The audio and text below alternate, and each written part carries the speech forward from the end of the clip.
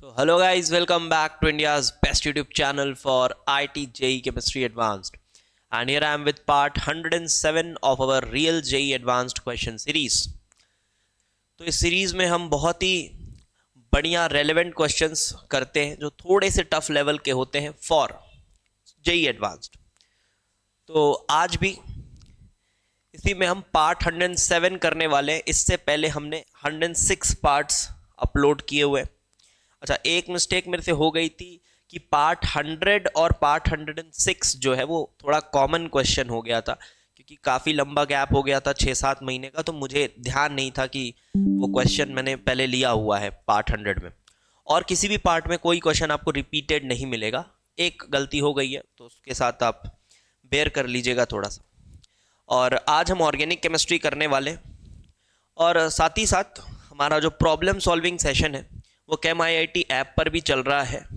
और इस ऐप पर आपको कंप्लीट कोर्सेज मिल जाएंगे फॉर फिजिकल, इनऑर्गेनिक, ऑर्गेनिक, सभी के कंप्लीट बेसिक से पूरा एडवांस प्लस तक बहुत ही कंसाइज्ड तरीके से आपको लेक्चर्स मिल जाएंगे। तो अगर आपने अभी सही से प्रिपरेशन नहीं चालू की है JEE एडवांस के लिए, तो बिल्कुल आप ऐप इंस्टॉल करिए। आप 24 एस्पिरेंट हैं, 25 एस्पिरेंट हैं, 26 एस्पिरेंट हैं, सभी के लिए अच्छे अच्छे कोर्सेज वहाँ पर अवेलेबल हैं। और अभी 24 एस्पायरेंट्स के लिए सबसे बेहतर जो चीज़ होगी वो होगी प्रॉब्लम सॉल्विंग। तो अगर आप ऑलरेडी एनरोल्ड रहे हैं हमारे दूसरे कोर्सेज में, तो प्रॉब्लम सॉल्विंग तो आपको उसी के साथ ही मिल जाएगा, ऑर्गेनिक, इनऑर्गेनिक, फिजिकल, तीनों का। बट अगर आपने सिर्फ प्रॉब्लम सॉल्विंग ही करनी है तो आप प्रॉब्लम सॉल्विंग कोर्स भी ले सकते हैं, जहां पर आपको कंप्लीट केमिस्ट्री की प्रॉब्लम सॉल्विंग मिल जाएगी। ठीक है। और अगर आप कोर्सेज में एनरोल नहीं है तो फिर आपको रियल JEE एडवांस सीरीज तो पक्के से फॉलो करना है। ये सीरीज आपको पक्के से फॉलो करना है। इसमें हर एक पार्ट में आपको बहुत कुछ सीखने को मिलेगा। ठीक है। तो आज के ये 2 क्वेश्चन से आप देख सकते हैं, उसको ट्राई कर सकते हैं। ठीक है। तो चलो पहला क्वेश्चन देखते हैं। दोनों इंटीजर टाइप है। It says if y is the number of transition states in the given conversion then what is the value of y। ये कन्वर्जन करना है और इसमें y जो है वो नंबर ऑफ ट्रांजिशन स्टेट है, तो y की वैल्यू क्या होगी। चलिए, तो आई होप आपने ट्राई किया होगा। और अब इसका आंसर करते हैं। देखो, तो यहां पर आपको अपने से मन माना रीअरेंजमेंट नहीं कराना है। इसमें देखकर ऐसा लगता है कि हाँ यार, ऐसा भी तो रीअरेंजमेंट हो सकता है, वैसा भी तो हो सकता है। ठीक है, हो सकता है आप सही हो, बट आपको क्या करना है, आपको कुछ ऐसा करना है जिससे ये प्रोडक्ट बने। आपको इस तरह से रीअरेंज करना है कि वो प्रोडक्ट बने, गिवन दैट आप रीअरेंजमेंट के रूल्स को वायलेट ना कर रहे हो। ठीक है, मतलब ऐसा नहीं कि कुछ भी रीअरेंज करा दे रहे हैं, एक 6 मेंबर्ड रिंग को 5 मेंबर्ड की रिंग बना दे रहे हैं, और कहीं से उसको कोई पोटेंशियल एनर्जी उसकी कम नहीं हो रही है, बट फिर भी 6 को 5 बना दे रहे हैं। आप हाइड्राइड शिफ्ट करा दे रहे हैं और नंबर ऑफ अल्फा हाइड्रोजन्स कम हो जा रहे हैं। तो ये सब तो गलत है, ऐसा नहीं करना है। तो फिजिबल रीअरेंजमेंट्स करके आपको वो प्रोडक्ट बनाना है। तो वो कैसे बना होगा पहले तो वो बताना है। उसके बाद आपको ये बताना है कि कितने ट्रांजिशन स्टेट्स इन्वॉल्व होंगे।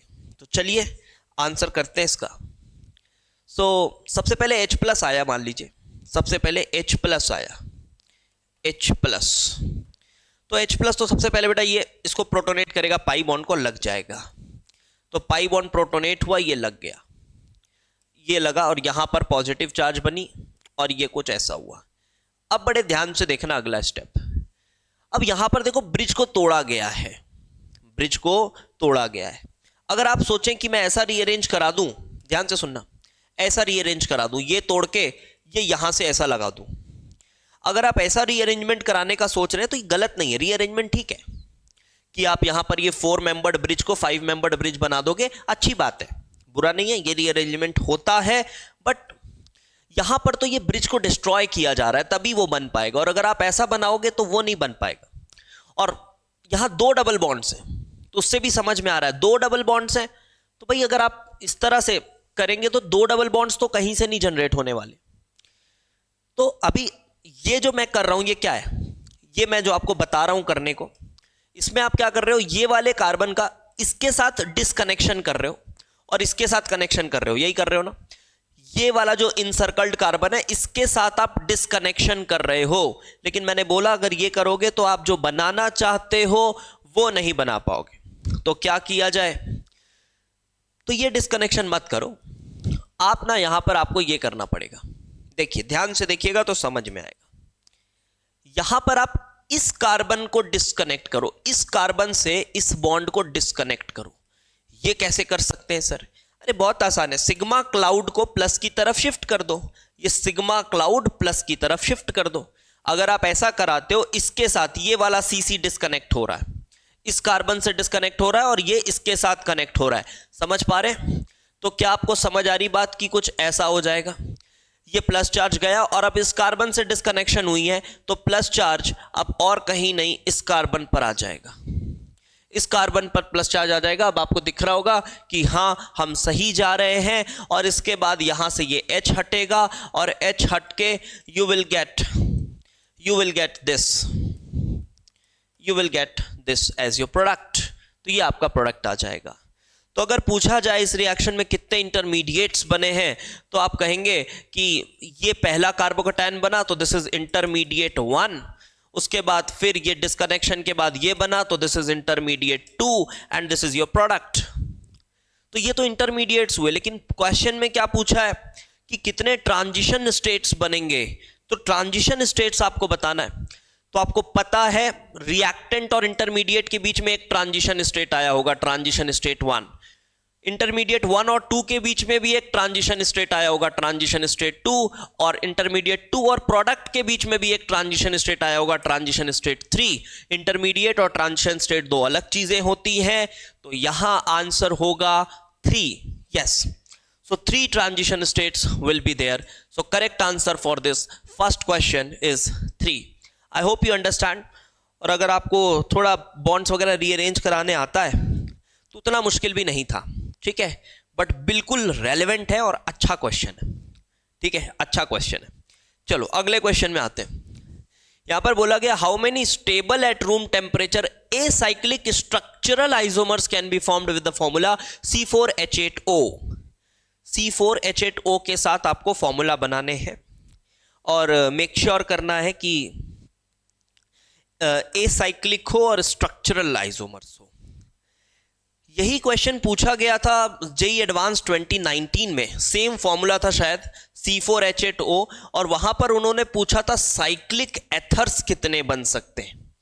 तो वो क्वेश्चन हमने प्रीवियस ईयर में करा है और ये हमने शायद अपने लेक्चर्स के बीच में भी कराया है जब PYQs करे थे।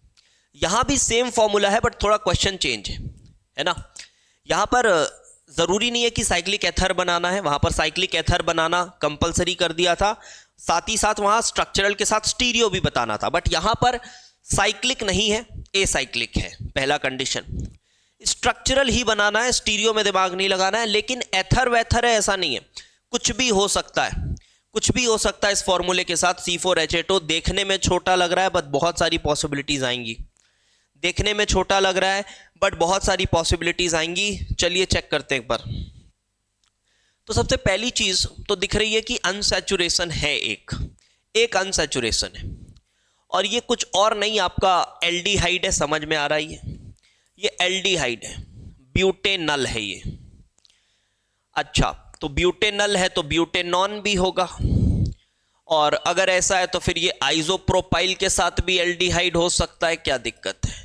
आइसोप्रोपाइल के साथ भी एल्डिहाइड हो सकता है, क्या दिक्कत है? तो ये 3 स्ट्रक्चर्स ऐसे बन गए।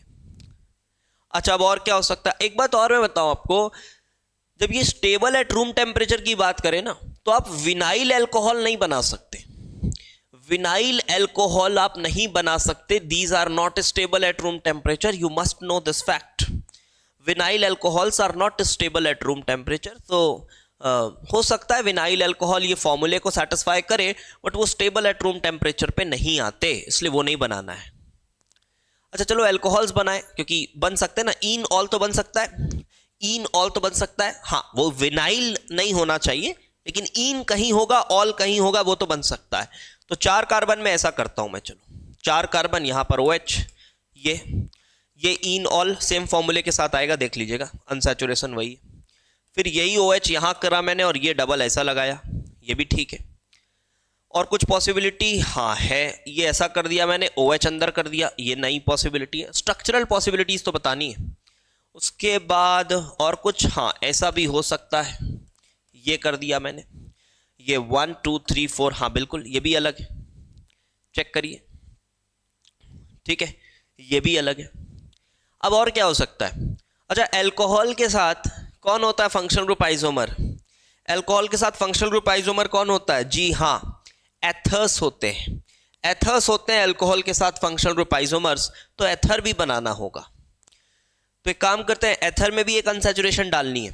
एक काम करते हैं, इथॉक्सी बनाते हैं, पहले इथॉक्सी बनाते हैं। 4 कार्बन है, ये इथॉक्सी हुआ, तो इधर भी 2 कार्बन आएंगे, एक डबल बॉन्ड लगाना होगा, एक डबल बॉन्ड लगाना होगा, ठीक है। अच्छा, अगर आपको कंफ्यूजन आ रहा है कि सर ये भी तो विनाइल पे लगा हुआ है OOET, तो उसमें कोई दिक्कत नहीं है। विनाइल अल्कोहल्स अनस्टेबल होते हैं, फैक्ट है। ये स्टेबल है रूम टेम्परेचर्स पे, आप बना सकते हैं इसमें, ठीक है। अच्छा, फिर आएगा, अपन ने इधर इथॉक्सी लगाया था। इथॉक्सी में तो एक ही पॉसिबिलिटी, और कुछ नहीं है। मिथॉक्सी लगा के देखते हैं। मिथॉक्सी लगाए, 3 कार्बन है, 3 कार्बन, 1 2 3, 3 कार्बन मिथॉक्सी में, ये 3 कार्बन, तो एक डबल बॉन्ड यहां लग गया। अब इसी 3 कार्बन में डबल बॉन्ड इधर खिसका देते हैं। मिथॉक्सी है, 3 कार्बन, डबल बॉन्ड यहां खिसका देते हैं। अब क्या करें, अब ये सीधा सीधा बना हुआ है 3 कार्बन, इसी में आइसोप्रोपाइल जैसा बना देते हैं ब्रांचिंग के साथ। ये ब्रांचिंग के साथ बन गई और यहां पर मिथॉक्सी लगा दिए। So you have 1 2 3। अच्छा, यहां पे तो एक कार्बन ज्यादा हो गया, ऐसा करना पड़ेगा, यहीं से OCH3 लग गया, check. This is CH2, this is CH3, this is CHOCH3, बिल्कुल ये भी बन गया। अब यहां पर एक ये ब्रांच डबल बॉन्ड है which is different from all these. यहां मिथॉक्सी लगा के 3 पॉसिबिलिटी बनी, और कुछ नहीं हो सकता। आपने मिथॉक्सी लगा के 3 किया, आपने इथॉक्सी लगा के 1 किया। अल्कोहल्स में बस यही पॉसिबिलिटीज हैं, और एल्डिहाइड कीटोन्स में ये पॉसिबिलिटीज हैं। So how many structural possibilities you have? 3 4 5 6 7 8 9 10 11, yes 11 is the correct answer for this question. So I hope you have liked both questions, and I then also recommend you to follow this Real JEE Advanced series right from the beginning। आप follow करो। शुरू के videos जो हैं वो थोड़ा आपको उसमें हो सकता है सेटअप थोड़ा सा अलग लगे, हो सकता है वॉइस क्वालिटी थोड़ी सी इको करे, ये सब चीज़ें हो सकती हैं पुराने वीडियोस में होंगी, बिकॉज उस समय सेटअप कोई बहुत खास था नहीं। लेकिन हाँ, क्वेश्चंस का लेवल उस समय भी आपको अच्छा ही मिलेगा, ठीक है। तो आप पुरानी वीडियोस को भी फॉलो करें, अच्छे से करें राइट फ्रॉम पार्ट 1। और बिल्कुल अगर आप कोर्सेज में एनरोल करना चाहते हो तो बिल्कुल आ जाओ, वहाँ आपको बहुत ही अफोर्डेबल प्राइजेस में बहुत कुछ मिलेगा, ठीक है, बहुत कुछ मिलेगा। आपके लिए काफ़ी बेनिफिशियल होगा आपके JEE एडवांस प्रिपरेशन के लिए, ठीक है। चलो देन, थैंक्स फॉर वॉचिंग।